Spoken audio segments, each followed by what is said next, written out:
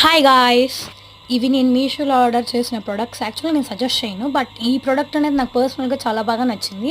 ఎందుకంటే ఇవి మనం క్యుకుంబర్లో జ్యూస్లో కానీ, ఆరల్స్ వాటర్మెలన్, ఆరల్స్ టొమాటో ఏ జ్యూస్లో అయినా కానీ 5 మినిట్స్ అలా వదిలేసాం అనుకోండి, మనకి అవి మాస్క్స్లా ఫామ్ అవుతాయి అనమాట. అవి మనం ఫేస్ ప్యాక్స్గా యూస్ చేసుకోవచ్చు.